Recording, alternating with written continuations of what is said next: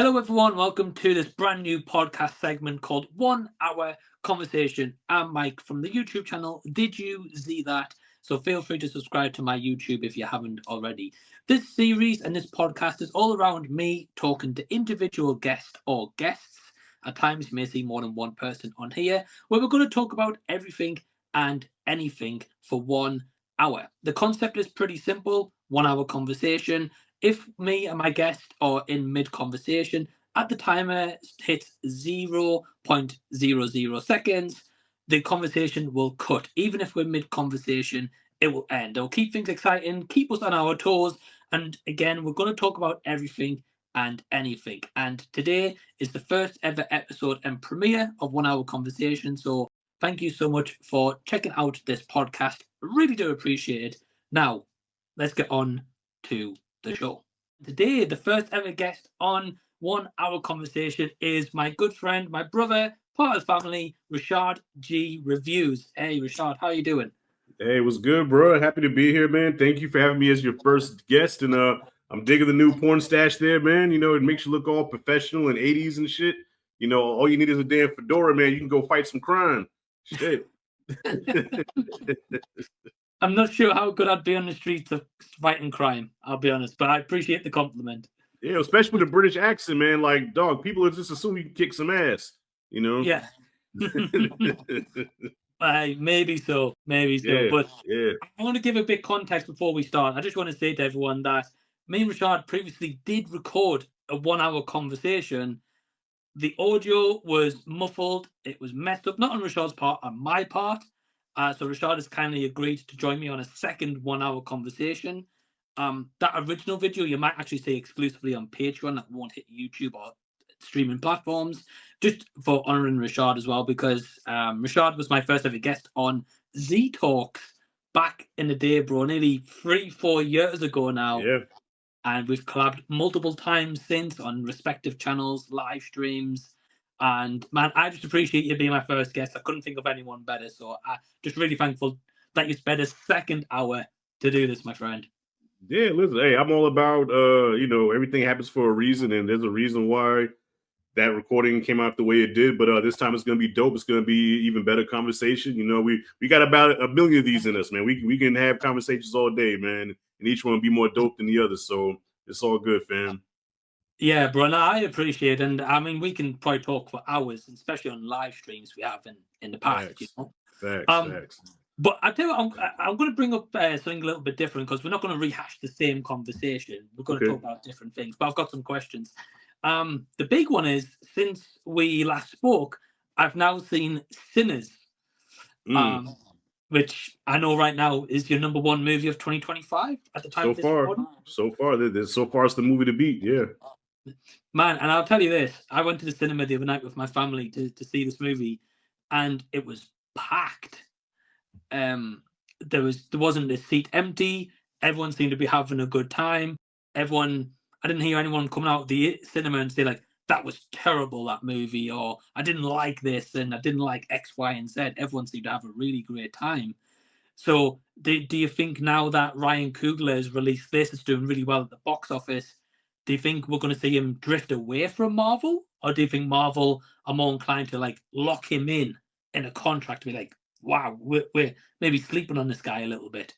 Well, I think Ryan definitely raised his price. So I think in so many ways, he has Marvel kind of in his back pocket. Like, listen, you need me. I don't need you.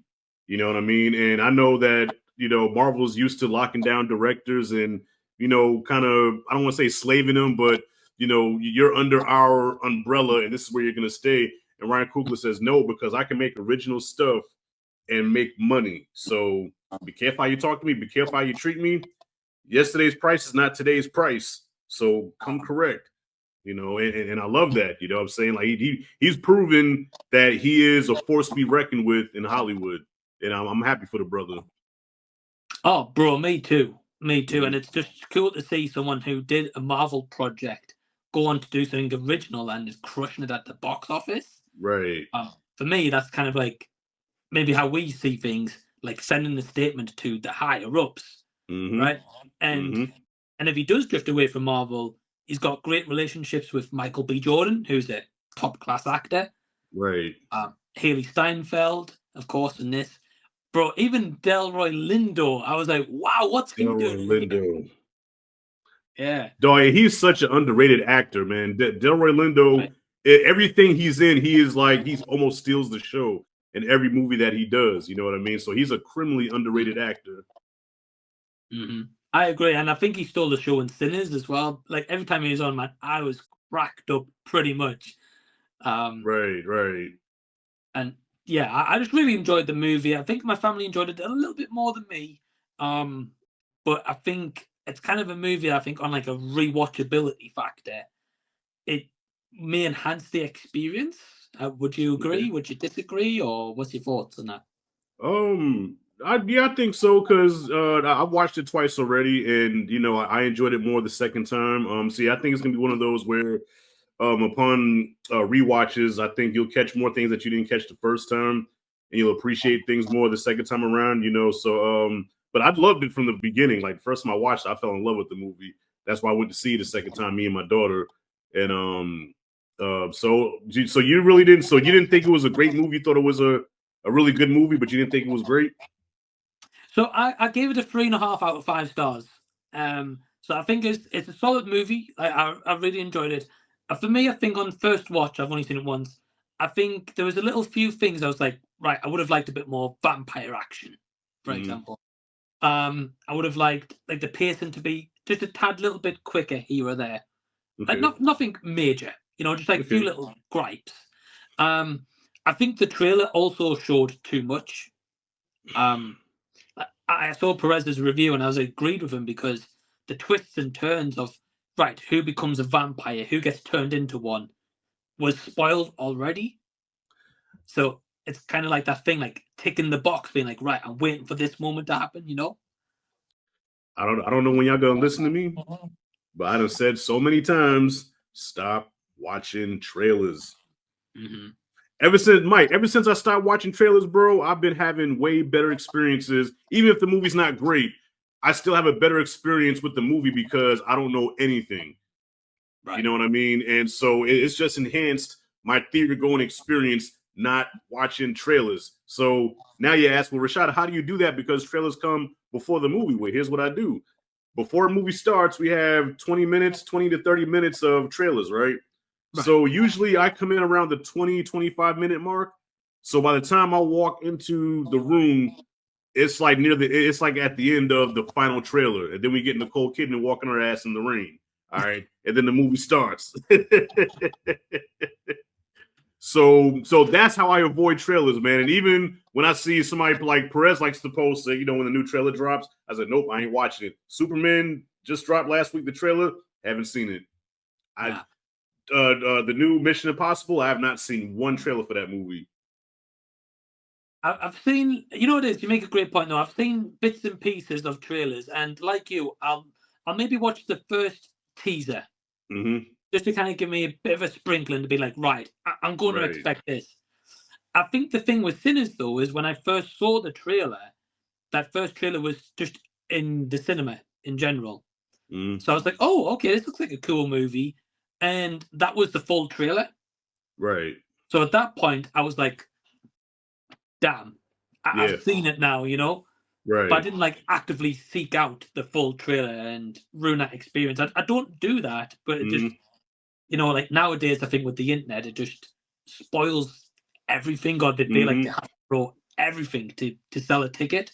Right, right. And I hate that, man. Like, like let us like Companion's probably the best example of that because I only saw the teaser for Companion, but I didn't watch the full trailer and I didn't realize till after I watched the movie that they spoiled the twist in the full trailer.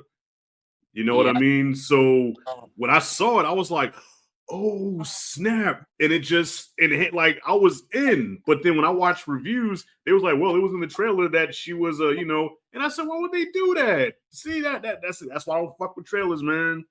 That's why I don't mess with them. Mm-mm. Nah, nah. Yeah, But this is it. This is it. And I don't blame you as well. It's just that movie experience gets ruined in other ways. right. Right? Besides trailers like people talking, loud eating, and phones out and all that Mm, really. Um, right. We don't need trailers to ruin that experience even more for us in that time, either. Exactly. I'm just going to throw this to anyone in. If anyone's watching the video version of this on YouTube, if there's any technical difficulties in the meantime, we do apologize. It's just StreamYard can be a pain. Let's just say that. All right. Right. StreamYard people, if you're watching, up yours with a twirling lawnmower. Continue. Yeah, no, great way to put it, bro. Great way to put it. And it's so true. So true. Right. How many times it's you know it is. It's frustrating, and you know it is. I'm actually going to bring this up because I found this like when I think of this moment, I think it's really funny, but also like I also feel bad at the same time. So for anyone who doesn't know, so me and Rashad have said we've collabed multiple times over the years, and it came to a point a few years ago. Me and Rashad got to interview 2 directors for the killing of Kenneth Chamberlain. I remember that. Yeah. Right. And we were both excited. I was like, Rashad, I'd love for you to be a co-host. I feel like this movie needs to be seen by different audiences, different takes, different, ramifications people will see this film as. We both dug the movie. I still think about that movie to this day. I'm not sure about yourself, Rashad. Yeah, no, well, I haven't thought about it in a while, but yeah, that's definitely one of those movies where you never forget it. You know what I mean? Yeah. Right. And the cool thing is, those guys actually have a brand new movie coming out at the end of this month, start of next month, called The Ritual. Okay. And it's based on a true story of an exorcism, but it stars Al Pacino and Dan Stevens. I saw the spot for that last night. Yeah. Right. I'm probably not going to watch it though. I don't do exorcism movies, man. I just I don't like exorcism movies now. No. That's fair. That's fair, bro. But it's cool I'm a hypocrite. I'm sorry, I'm a hypocrite because I did see When Evil Lurks last year, but that wasn't a typical possession. That was a different kind of possession movie. And then what's the one where you grab the hand and then it possesses you for a minute? Talk to me. Yeah. I guess that's considered a possession movie. I thought that was pretty good, but typical exorcism movies, I don't want to see that shit. Yeah. I get. Yeah, I think especially when it's done. No pun intended, but when it's done to death, right? Right. Because like what you've seen you've seen them all, Right. And even with this new Conjuring movie come out, I'm like, been there, done that. I don't care to see that again. Yeah.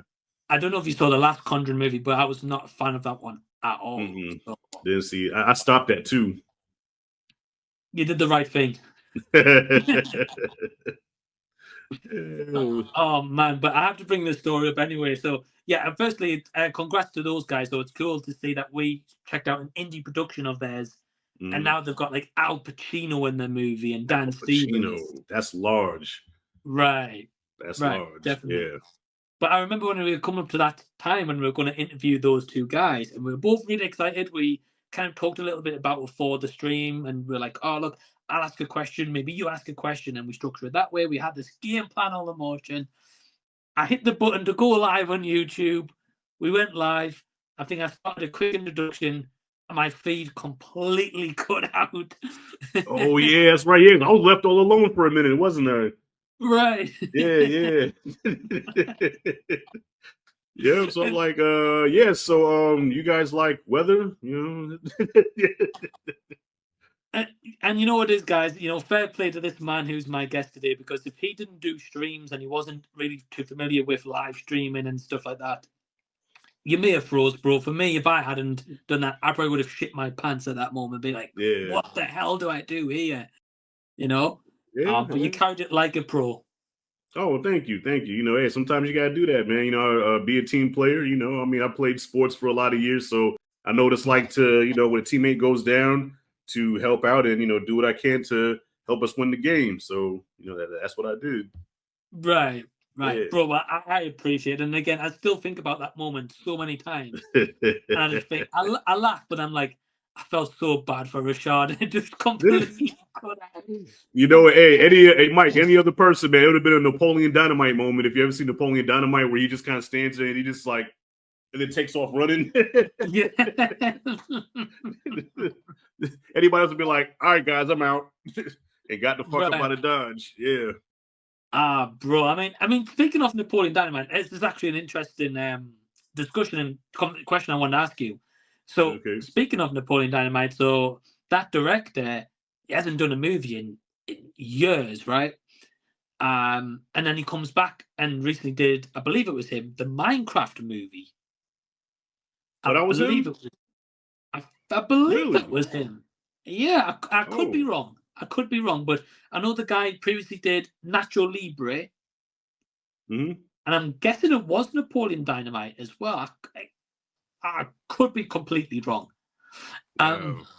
But what's your thoughts? I was going to ask you. So, what's your thoughts on yourself? So, you see a director, they've done like Nacho Libre in the past, and haven't directed anything in like 20 years, and they come back and to do a brand new movie. Are you open to that director doing a new vision? Do you think they've maybe like lost their touch in that time? What's your kind of thoughts on that?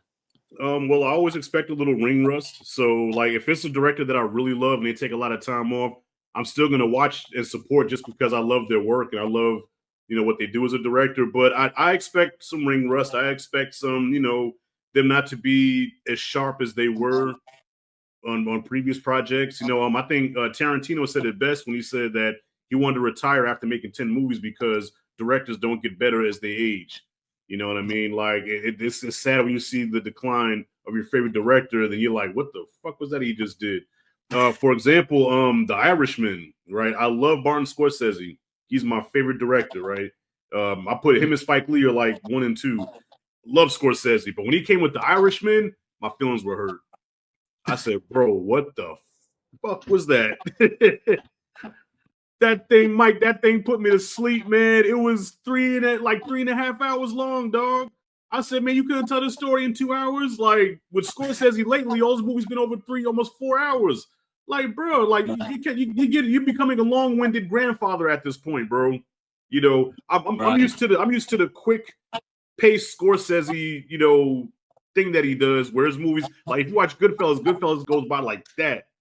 2 hours breeze by. You watch like Taxi Driver, Casino. His movies go by very fast, but you watch his newer movies. Talk about slow burn, man. That's a crawl burn. That shit's not even slow. That shit's like a slow sloth walk, bro. But to answer your question, yeah, I'm always open to supporting my favorite directors, but I don't expect to see what they did in the past. You know what I'm saying? Like even like Ridley Scott, who directed Alien, classic film, but Right. Prometheus, and it's just not the same. Right. Gladiator 2 as well. Yeah, I didn't see exactly. it, but I didn't hear great things. Right. And I think it's an interesting conversation because what you've also brought up about Scorsese brings up another kind of question. I think when I think about it more, I think, right, well, this is actually start with this guy because with the whole COVID and the pandemic and movies going on to streaming, it was around that time that Irishman hit Netflix, I would Right. say. And, the runtime was revealed. I still to this day haven't seen that movie and I have no intention to. Nah, don't do it. Don't do it. And I'll be honest, I've never been a big Scorsese fan. Maybe I've just seen the wrong movies of his, I'm guessing. Well, which movies have you seen of his? Okay, so top of my head, the ones I can think of, that's him. I'd have to look up Wikipedia, but I'm not going to. So, Main Streets. Okay. I didn't like that one. I've seen Goodfellas. Wasn't a fan. I know, bro. I know everyone has that same reaction. That hurt. Hurt. I'm coming home, Elizabeth. I'm coming home to you. Oh my God. Mike, not Goodfellas. I know, bro. Okay. But in my defense, I'll give it this. In my defense, I've seen it at least 5-6 years ago. Okay. So it's been a long time, and as we watch more movies, our tastes change a little bit. Mm-hmm. So maybe if I rewatch it, I might actually really like it. So I am going to give it a rewatch at some point, just to solidify my feelings. Yeah, Mean Streets I understand because Mean Streets like that was like his first feature, I think. Like, that was an independent. That's at the time where they were all coming up together. It was Spielberg, Scorsese, Coppola, De Palma. You know what I'm saying? Like it was like the Rat Pack, but directors. You know what I mean? And so yeah, Mean Streets was really experimental. I understand that, but Goodfellas is like that's his opus, man. Like that's his masterpiece. Mm-hmm. I've heard. Excuse me. Damn. Oh, bless you. Bless you. Thank you. But goddamn, what about Casino? Have you seen Casino? No. Taxi Driver? No. Nah, bro. Cape Fear? Which one? Cape Fear? No. I've probably not seen a lot of his filmography. I just know like certain titles. I remember like that's directed by him. Right. But again, the ones I've seen, as far as I'm aware, I wasn't huge on him. But again, he might be a director I need to really deep dive, and my mind would be changed. But going back to kind of the question I wanted to ask you was with The Irishman. So when that hit Netflix, it had this huge runtime. And for me, when I really think back of it, I know in the past we've had like a Titanic, right, which would be like 3 hours. Right. We've had like an Avatar that would be like 2 hours 20, or like every now and then you'd get like a long movie, but not very often. But for me, I kind of feel as if when The Irishman dropped, that was the start of this long movie saga we get nowadays. Yeah. To the point where everything has to be 2.5, 3 hours maximum. Like, bro, like the new Mission Impossible coming out. I know it's like the final movie. Well, it's supposed to be the final movie, right? We don't know nowadays. Right. But I checked the other day, and that's 2 hours and 50 minutes. Almost 3 hours, yeah. And I was like, the first part was nearly 3 hours as well. I was like, surely Mission Impossible is not a type of movie that needs a 3-hour production, I agree. Like, honestly, Mike, I'm not a big fan of anything over 2.5 hours. Like, I feel like you could tell a perfect story in I think 2 hours is like the sweet spot. And then, I could live with an hour and a half, hour 40, hour 47. But when it gets past the 2-hour mark, it has to be something really remarkable to keep my interest like that. So I can count on one hand all the movies that's over, like that's 3 hours long that I can really watch on repeat. And that's Scarface, Wolf of Wall Street, Godfather 1 and 2, and Way of Water. All right. Those 5 movies I can watch on repeat, and they're over 3 hours long.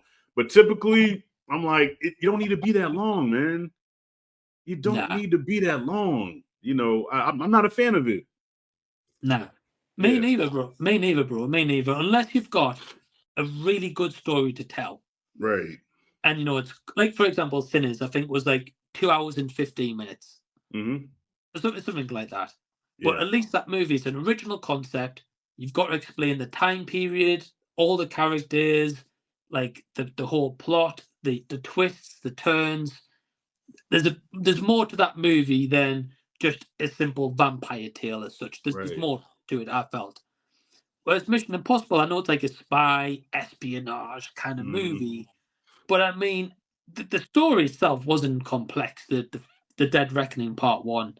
Right. It's all about this guy wanting to control AI, essentially. That's it. Yep. And bro, Terminator movies are shorter than that, and they're way better about AI. Yeah.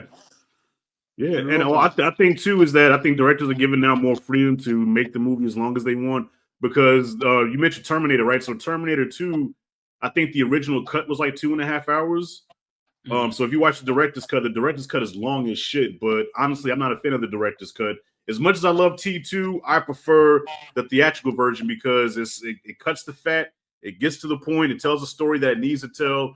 Whereas the director's cut had things in there where I'm like, okay, I see why this was cut out the movie. But back in the day, the studio would be like, if they thought a movie was too long, they would say, hey, trim that out, cut that out. Yeah, that's right. And like, I think there's so many times when you check the trivia of these movies, they do trim a lot of it out, and the studio's like, right, we're gonna have to cut Y, and Z portion to shorten the runtime. And I think, in a way, when you look back on it, Right. really benefited a lot of these movies. You know, It did, yeah, it did. Because there was like a lot of movies from back in the day that we consider classics that were supposed to be way longer. And but the whole reason the studios did that is because so they can have more screenings for the movie. You know what I'm saying? So if a movie's 3 hours long, you're only gonna have limited screenings, which means less money. Whereas if a movie's shorter, you know, the more we can play this movie, the more money we can make. But I just feel like movie don't need to be that fucking long, man. Like, did you know that the original cut of First Blood was 3 hours long? No. Yeah. Wow. The first cut of First Blood was 3 hours long, and Sly and his agent were gonna pay the studio to buy the rights to the movie so they can burn it. Sly wanted to burn that movie. He didn't want it to exist. You know. Wow. Yeah. Yeah. Oh, you never heard that story. Nah. Not at all. No. Yeah. No. Well, because what happened is that his dialogue was really cheesy. Like he had a lot of, like the Arnold quips that Arnold does in Batman and Robin. That's what he was doing in First Blood. There's a lot of bad, corny, cheesy dialogue. So what he did was he says, okay, what I'm gonna do is I'm gonna cut out all my dialogue. And so that's how they got to under an hour and 30 minutes, because they cut like most of his dialogue. And that's why in the movie you barely hear him speak. And I think that's for the best. Yeah. Facts. Bro, if they kept that 3 hour length, I think that movie would have flopped. There would be no sequels at all. Facts. Yeah. Facts. Yeah. Did you hear, by the way, speaking of that, did you hear the other day that they're making a prequel to Rambo? I heard about that. What's your feelings on that? I'm okay with it. I'm okay with it because I always wanted to see Rambo's story when he was in the war and how badass he was. You know what I mean? So I'm open to that. Okay. I think it could be cool if they've got a good story, but I don't know how they would do it. I know the movie for me that I saw this happen and I thought, wow, that was really well done. Is Final Destination 5. Yes. Where at first you don't think it's a prequel, you just think it's like an original story, but it links into that plane in the first movie. Right. And I think it would be quite cool if they could do like the Rambo prequel movie series, whatever they're doing, and they link it into the start of First Blood, Rambo, into like that first original shot of him, walk down the road going into the sandwich shop. Right. Like that would be so cool if they could end it like that and transition to like get someone who looks exactly like a young Sly and transition to that sandwich shop and that original footage in 4K. I think that would be gold. Yeah, I'm with that, because in all the Rambo movies, you always hear the stuff that he did in especially Troutman. Like Troutman has like endless stories about how badass Rambo was. It's like, okay, now we get to see that, so I'm all for it. But now, if you ask me about Rocky, don't do a prequel to Rocky. Leave Rocky the fuck alone. Now, because see, I don't love Rambo as much as I love Rocky, so that's why I'm open to Rambo. But leave Rocky alone. Right. Good. I don't think you could do a prequel to Rocky. Like, just the story of that first one is quite raw. It's beginnings of him in his journey. It's not as if he starts out, fully professional at the start of the first Rocky movie. Right. He slowly builds up. Like, if he was fully professional, then maybe you could do a prequel of his beginning journeys. But I don't think that movie warranted. Whereas he said with Rambo, because they talk about the Nam War all the time or reference it, you've got the scope to do a good story. Right. Heck, you could even do maybe multiple stories of prequels to get to Rambo being like the war, right? How did he first start to suffer PTSD after the war? Right. And how does that then affect him to get to where he went to in a sandwich shop, right? Originally, I mean, bro, getting a sandwich and it kicked off the entire franchise. Yeah, like the whole thing started because the man wanted something to eat. Right. All the man wanted was something to eat, and they messed with the wrong guy.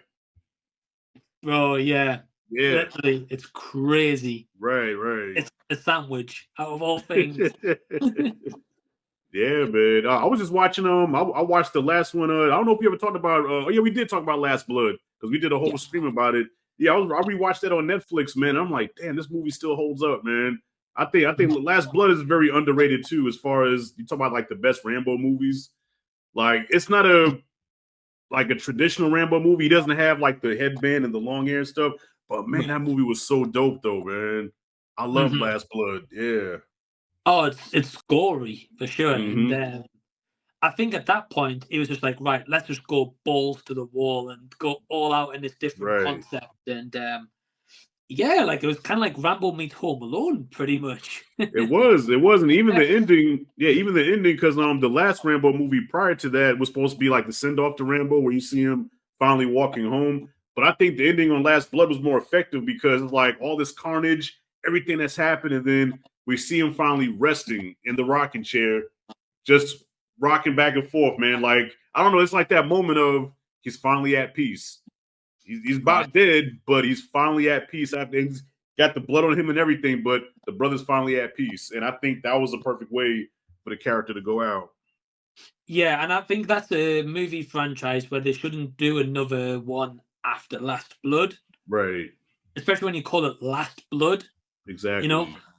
it's Yeah. not like Final Destination where it's just called Final Destination 5, right? Mm-hmm. Like you can go on Right. like 6, 7, 20, whatever, right? Mm-hmm. When you call it like when you call the movie the last part, right? You Right. can't have another one after that. It Well, just remember the ruins it. fourth Final Destination was supposed to be the last one because that was called The The Final final, Destination. And that right? movie was dog shit. You know what it is? That movie unfortunately got caught up in the 3D era, Mm-hmm. and they thought, right, this is good. I think at that point in Hollywood, they thought, right, well, this is not going to look terrible in 10 years' time, right? It's going to look Right. dope. Everyone, because at that point, I remember in the market there was a huge gap for 3D TVs, Yeah. and at first the 3D TVs were like this new technology, which, like, if you go to a theme park, you get those 3D glasses now, right? They're like Right. black frames and like see-through frames as such. Mm-hmm. Whereas back when, like, we would use like the red and blue 3D glasses, like the paper Yeah. ones. Yeah. I remember Um, those. right, and me Mm-hmm. too. Grew up with those for sure. Right. Um, so I think in that era when they had all those 3D TVs, it was just a huge gap. They were like, "Oh wow, we've got to make 100 3D movies every year. This is going to sell. This is going to make Mm-mm. millions of dollars, right?" Bad And it idea. just tanked. Bad idea. Yeah, yeah. I Yeah. remember that era, and we could thank James Cameron for that. All right. Avatar was a Right. blessing. Avatar was a blessing and a curse because it was a blessing because it changed the game, as James Cameron always does. He always changes the game with his Right. movies. He always creates this new style that gets uh emulated after that. But it was a curse because, like you said, everybody and their mama was making 3D movies, man. You had Jackass 3D, Yeah. Final Destination 3D, Texas Chainsaw 3D, Piranha 3D, Shark Right. Night 3D. Like, it was just endless, man. What's Attack? Not Wrath of the Titans 3D. Mm. The fuck? Right. Right. Yeah, and you know, bro, I think also what's the big issue with that is that the marketing strategy behind it wasn't good because Mm-hmm. Avatar, you're right, set the ball. Everyone saw that first movie and was like, "Whoa!" Like like Right. I remember before the Way of Water came out, they reissued the first Avatar movie in Mm-hmm. 3D. So I checked it out on 3D, and I was like, "Wow, this looks awesome!" Right? Right. Like even now in like 2023, I think that was, it still Mm-hmm. looked great in Yeah. 3D. And I think at the time, if they marketed so well, where like with times gone on, TVs have gotten cheaper. I mean, most TVs, some big screen ones, Mm-hmm. 4K, 8K, bit more pricey, obviously. Right. Right. But I think at the time, if they released the TV and a 3D platform in it, but they actually put a good price tag on it, Mm-hmm. I generally do think it probably would have took off way more. Possibly, but I mean, but then again, there's not really, because most people don't care about 3D. Like, now unless it's somebody like us who this is what we do, we watch movies, like for example, my cousin, she can care less about Dolby and IMAX and 4DX. I'm like, hey China, you gotta watch it in 3D. I don't care about all that. I just want to see the movie. Most people don't care, so either way, there's not really a demand for it. You know, like it's only a small market for that. You know what I'm saying? If you're gonna sell a product like that, you can't just think of a small market. It has to, be a wider market, and there just wasn't a market for it, unfortunately. Right. Yeah. Right. And you make a great point. But I think sometimes that also comes into the like the education of consumers, right? Because like for me, the first time I ever experienced IMAX was the Batman in 2022. Okay. Now, obviously, before then, people were like, "Oh, IMAX is great. You've got to see it on like the big screen." And I was Right. like, what is IMAX, right? Like, what's the difference of seeing that on just than a regular cinema, right? Mm-hmm. So I experienced the movie, and I was like, right, I get the You difference get now. it. You get it now. Yeah. Right, right. Like, bro, Right. that movie, like, my seat was vibrating, although it wasn't 4DX. The seat was vibrating with the sound. The Right. speakers were loud. Like, it felt like I was in Gotham City, Mm-hmm. right? And It's it was it's a, like, it's a totally different experience, man. right, right, Mm-hmm. true. But I feel like as if more people got a chance to experience that, Right. they were just like casual goers. I think that would really change their mind of how they view a movie and buy it on like Blu-ray instead of a DVD, Right. or on a 4K instead of streaming, right? Because streaming's not the same effect, right? Mm-hmm. But I feel like because the education's not there for mass consumers, it's kind of like you got to figure it out yourself, you know? That's true too. That's true too. You know, like my daughter, for example, I introduced her to Dolby through what's the first movie I think I showed her. We went to go see Creed 3, I think, in Dolby. And Okay. that was my daughter's first Dolby experience. And ever since then, oh no, take it back. It was Way of Water. It was Way of Okay. Water. That was her first Dolby experience, Dolby 3D experience, right? And it blew her away. So from that point on, Mike, if I say, okay, Renai, I'm going to the movies, you want to come? Are you watching it in Dolby? Nope, I'm not. I'm not going. You know what I'm saying? So yeah, like you said, man, like once you have that experience, it's hard to go back. But I think what hurts it too is the price tag. Because here to see a movie in IMAX, you're talking about almost $20, man. It's like Right. $18 to see it in an IMAX. You know, like you have A-list, right? They don't have A-list out there, right? So we have something called Unlimited. Like the cinema chain I go to is called Unlimited. Okay. So it's a bit different to A-list. You guys get like 3 movies a week. That's 4. They just bumped it up to 4 now. Oh, 4. Okay. Yeah, yeah. Well, that's even better. Right. The Unlimited for us, bro, literally is unlimited.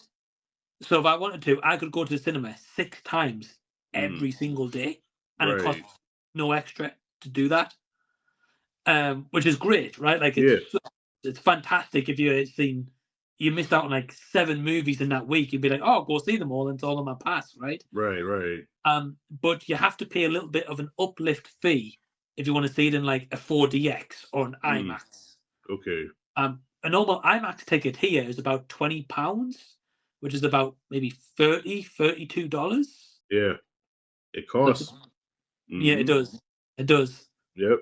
Yeah. So I think IMAX is 18. I think Dolby is 15. I think 15 or say it's like I think it's a couple dollars cheaper than Right. IMAX. But yeah, it's expensive, man. So unless you have A-list, $18. You paying $20 for one ticket. Mhm. But most people are gonna be like, I'm not paying that much to see a fucking movie. Are you crazy? Right. Hell no. Right. Yeah. But do you feel like people's missing out a lot with that? Because I can only speak for myself and probably yourself, right? Since we've had these movie passes, like I honestly do truly feel like it's changed my movie experience. Yes. Yes. Well, I'll tell you what, before A-list, they had a Movie Pass. Remember Movie Pass? I don't think we had that. No. Yo, you didn't have that over. Yeah, so Movie Pass was a thing about 6 years ago. Okay. I think it was around since like 2015, but I didn't discover it until 2018. So Right. Movie Pass, kind of like how your thing works, is you can watch unlimited movies, but you pay $10 a month. So they mail you this card. It looks like a credit card, right? You pay $10 a month, and you download the app. You go through, and you can watch a movie every single day. Wow. Yeah, Movie Pass. Like Mike, I thought I had it going on, bro. I would go to the app. I would pick out. I say, okay, Infinity War. Boom, go out there, charge it to the game, baby. You know what I'm saying? Mike, I thought I was the shit, man. I'm like, yo, this is, I'm in heaven, and you can see the same movie multiple times. So if I wanted to see Infinity War 4 times a week, I can go 4 times a week to see Infinity War.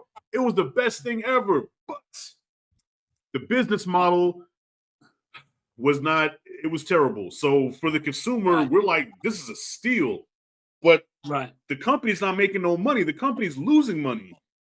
You know, so I think there's a documentary on Movie Pass. I think there's a documentary on it where they showed the rise and the fall of it. So it got to the point where literally it went from seeing a movie every day to now you can only see 4 movies a week.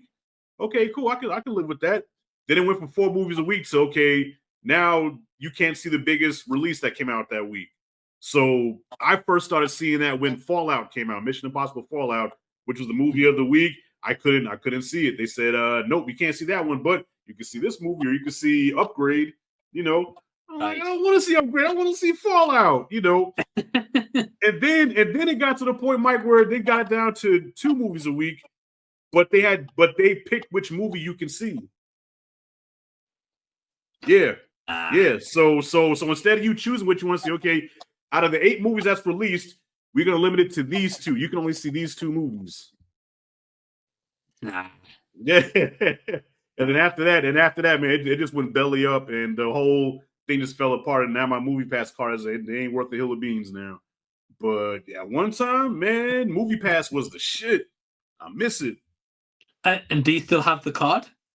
I think I have it somewhere. Yeah, it's somewhere in my house. Yeah, I gotta find it. Yeah, and if I find it, man, I'll post it on Facebook. Be like, hey, y'all remember this? You've got to do it, man. 100%. I want to see that. Yeah. Yeah, I mean, Mike, imagine that, man. $10 a month, and you can watch any movie every day of the week. Like that over here, that's about £6, £6.50. Yeah, which is insanely cheap. Wow. Yeah, but unfortunately, I guess they didn't think it all the way through, because, like I said, they were hemorrhaging money to the point where they had to get investors to, bail them out. You know what I'm saying? But even then, they were still bleeding out money. So they just say, you know what, fuck it, we can't do this anymore. But hey, our intentions were good. We wanted to give the gift of movie going to the masses, but unfortunately, the business model was all wrong. Nah. And I'd be curious. I'm gonna have to check that out, because that sounds right up my alley. That, to be honest. Yeah. I wonder what the business model and strategy was, right? Because if they're giving you and others a chance to be like, right, go check out as many movies as you want, go see the same movie, they must be expecting you to buy a popcorn every time you went to a movie to subsidize like the leverage fee, Right. I don't know. I think they were cashing in on everybody getting on board with it. So kind of like with streaming services, you know what I'm saying? You pay for a streaming service, so you can watch all the content you want, right? But if you have enough people that pay for that, it pays for itself. But unfortunately, I think they underestimated the movie theater audience market. You know what I'm saying? There's not a whole lot of us left. No. Yeah. I feel like it kind of goes up a little bit every year. I could be wrong. I feel like it could go up a little bit every year, because since we've been doing YouTube, right? I don't know about you, bro, but I've noticed the amount of people doing channels now just gone up and up and up, especially movie content. Right. And I feel like those people have surely got to have like a movie pass of sorts. Otherwise, they're spending like $15 every week just to check one movie out, right? So surely, I guess the passes go up in that respective, I guess. Possibly. I mean, yeah, if Movie Pass were to try to drop now, I think that it would do better than it did 10 years ago. Because like you said, like the amount of content creators that we have now is like astronomical, you know what I'm saying? Whereas you go back 2014, 2015, you had Jeremy Johns, you had Stuckman, you had I don't know if Critical Drinker was around at the time, but it was like a handful of movie reviewers that you would watch every week. You know what I'm saying? Now it's like a fucking smorgasbord of fucking reviewers. You know what I'm saying? It's so many of us now. Yeah, we're like gremlins. Get them wet, we fucking multiply. Yeah. That's one way to put it for sure. Yeah, so many of us, man. Like, damn, another one. We got more.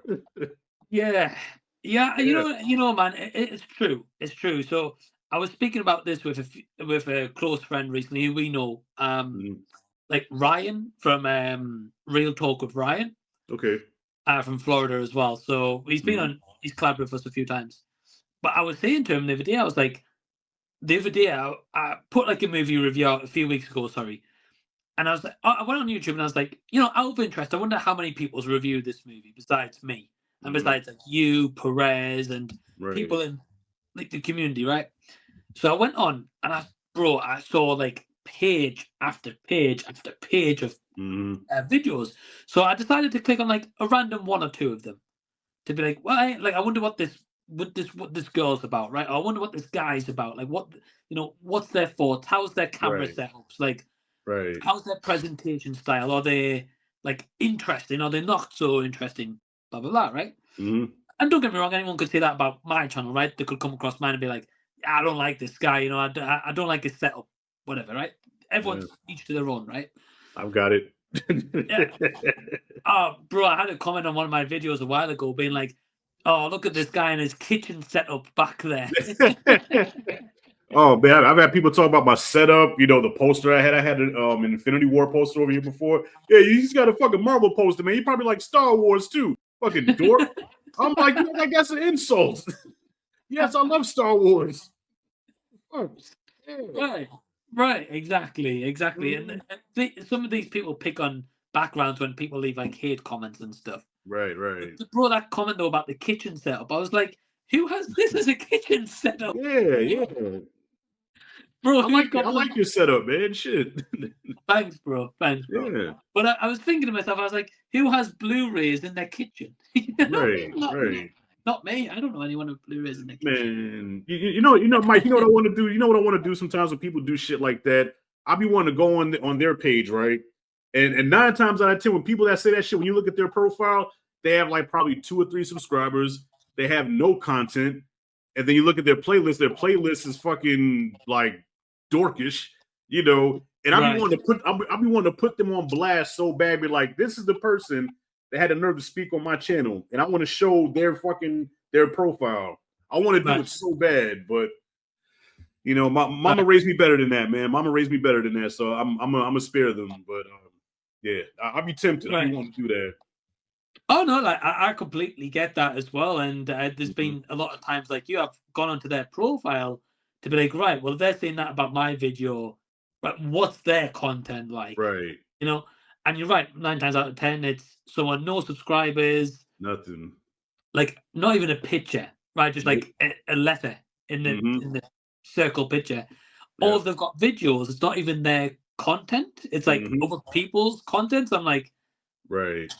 like what the hell? Yeah. You know? Yeah. Um, but bro, like, yeah, it's been a journey to do YouTube and through those kind of comments and like nowadays I just take a more like I kind of just give it back to them, Mm-hmm. like more like call them out really. Like at first it used to really affect me Right. and to the point where I'd be like, right, I'm gonna delete this video because I can't deal with someone trashing me, right?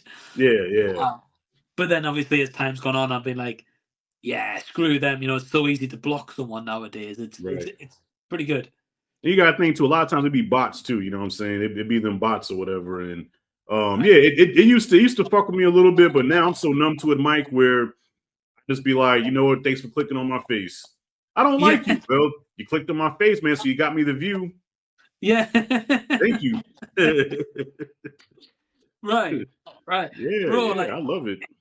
yeah, and I think that's probably the best way to combat it, really. But one question I want to kind of ask you is, Mhm. um, with YouTube and with us, what we're talking about with more people doing movie channels, and I find it's harder to kind of stick out compared to others nowadays, even when we've been doing a little bit longer. Right. What's your direction for your channel? Have you been thinking about doing different content? Are you wanting to take it in a different route? What's your kind of ultimate Um, goal, I guess? that's a great question, Mike, because my channel, I've been stuck now at 4,000 subscribers for like the past year and a half. So Like it's funny, like my videos are doing not terrible in views, but I'm not really getting the subscribers that I want. But you know, you just have to think, man, this is the long game. This is a marathon and not a race. You know, so Right. 1 minute you can be 4,000 subscribers, and next thing you know, you're like at 10, 20. Like Blacktastic jumped up to like 31 subscribers, man. You know, in the span of a month. You know, so Right. I don't know, like my only thing I could say is that, you know, just keep being you. You know what I'm saying? Like that's what I do. Because I'm thinking about, okay, sometimes I think about gimmicky things I can do. Like, okay, maybe if I do this way, but I'm like, you know what? Just continue to be myself, man. Because at the end of the day, nobody can be you but you. You know what I'm saying? There's only one Mike Z. Nobody can be Mike but you. There's only one Rashad G. Nobody can be me, but you can try to imitate me. But I am my own entity, and I think that as long as you stay true to yourself and really speak your truth and not try to follow trends or try to, you know what I'm saying? I know this it's an algorithm game. So, you know, if you follow trends and everything, you can't get used. But I say just be yourself, man. Just be yourself. And I think eventually cream rises to the top.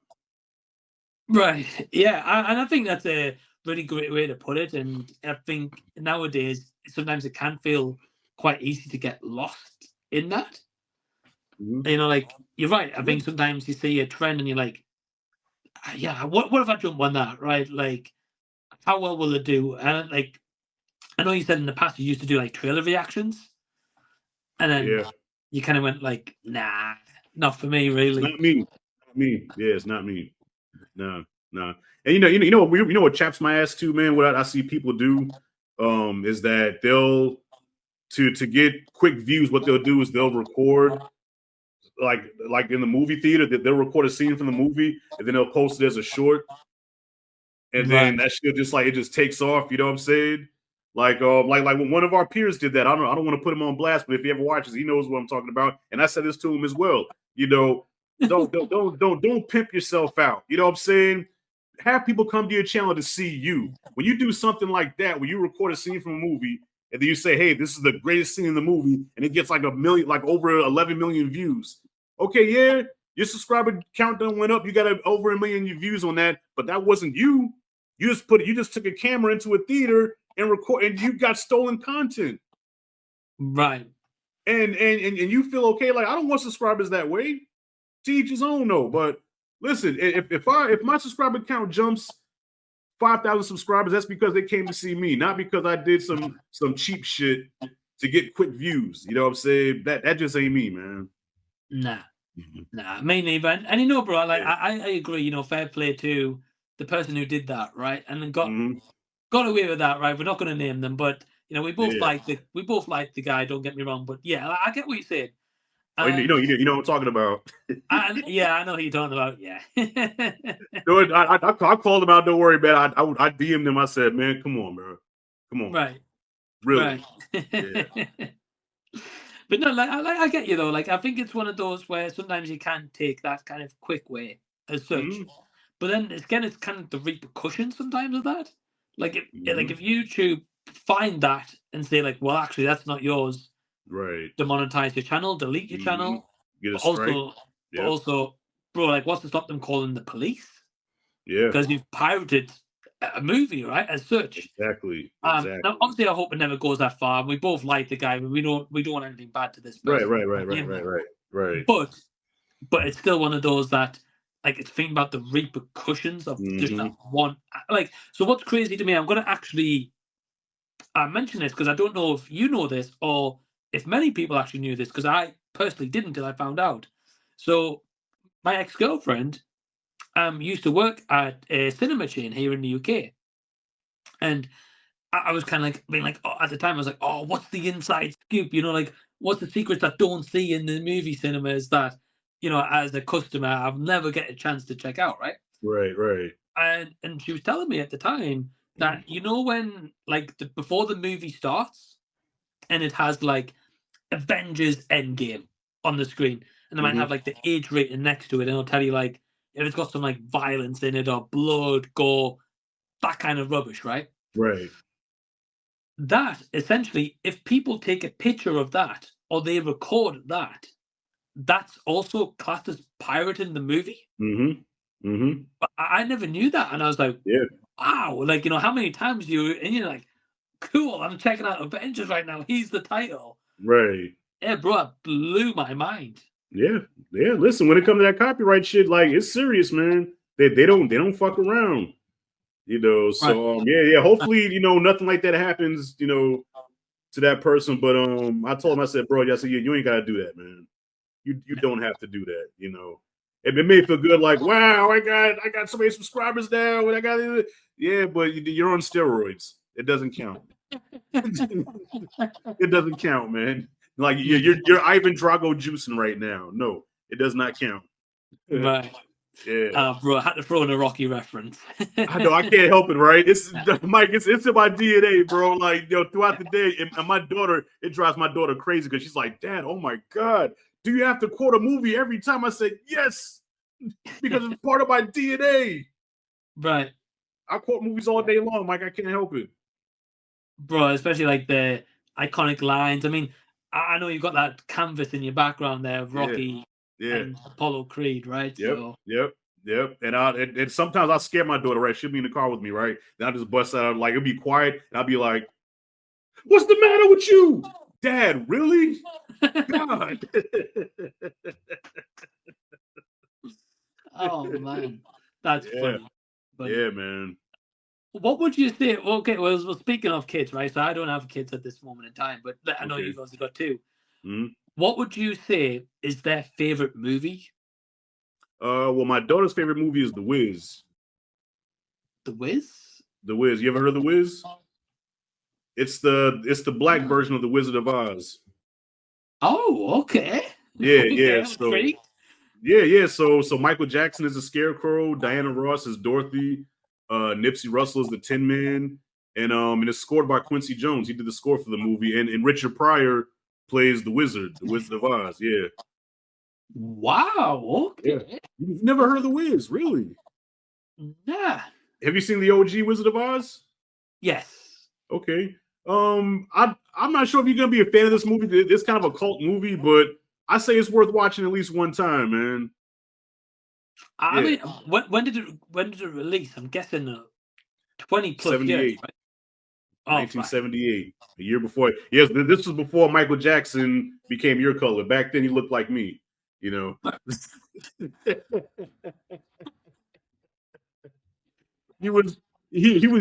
Black Michael. He was Black Michael with the afro back then. Right, with the afro. Okay. Yeah. So so my daughter's favorite movie is The Wiz. I think it's on Netflix, so feel free to check it out. Now, my son, it's hard to say what his favorite movie is because my son watches a lot of Japanese anime. He loves anime. Okay. So yeah, with him, he loves Naruto, I think it's called. Yeah. He's a big Dragon Ball Z guy. What's that one? My Hero Academia, however you say that shit. Yeah. Yeah. So he's a fan of the Japanese anime stuff. So as far as like a movie, I really can't say what his favorite movie is. Oh, wow, that's cool. I didn't know he was into anime though. That's awesome. I love anime too. Oh, he puts me on like all kind of like crazy shit too. I'm like, bro, what the fuck you doing watching this, man? Because he be showing me some wild crap. And I'm like, what? Like, there's one he showed me, Mike, where the dude swallowed. It's like a finger, and he swallows the finger, and it gives him powers. Right? Yeah. What the fuck is? But hey, to each his own, man. He watches more anime than Marvel. Like, I can't get him to watch Marvel stuff. He don't care about Marvel. It's all about the anime. It's not violent enough for him. Right. Have you seen an anime called Invincible? Invincible. Is that considered anime? I would say so. Is it? Okay, no, I love Invincible. Yeah, on Prime, right? Yeah, Yeah, I love Invincible. Yeah, that's my shit. Oh man, yeah, I didn't know if you had seen that or not. So I thought I'm gonna ask because I thought that'd be right up your alley. Oh yeah, well, I love the first season. I wasn't a fan of the second season that much, and season 3 I still got to finish. But that first season was crazy. Right. Yeah, that first season really made me a fan. Well, I remember watching the first ever episode, and I was like, "This is a really slow show." And I was like, "What's everyone hyping this up for?" Yeah. And then the last 5 minutes, I was like, "Okay, you see that? Right. Yeah. Look, I would always want to see a fight between Omni-Man and Homelander. I said, I wonder who would win that fight. Yeah. I guess when we get the new season of The Boys, that might give us some answers, might give us some answers, right? Because they're wrapping that up very shortly, I believe. So, yeah, I think they said one more season or 2 more seasons, something like that. I think they're making the last season now. I think, yeah, and they're doing some spin-offs. I think I'm not really too sure. Okay. But hey, bro, we're coming up to near the end of the hour, so kind of like while we've got maybe a few seconds or so left, I just want to say to everyone listening or watching us live, thank you so much. I really, really do appreciate it. This man, my guest, is Rashad G Reviews. You can find his YouTube platform, just Rashad G Reviews on YouTube. Please subscribe to him, check out his content, give him some love, and I mean, this guy deserves the world. So, Rashad, I really appreciate you joining, man. Nah, thank you for inviting me, Mike. I appreciate it, fam. Yeah, and hey, I appreciate you doing a round 2 1-hour conversation, brother, because the first one was a disaster. Yeah, this shit breezed by, man. Shit, felt like 2 minutes. Well, appreciate it, bro. So take care, guys. See you on the next one.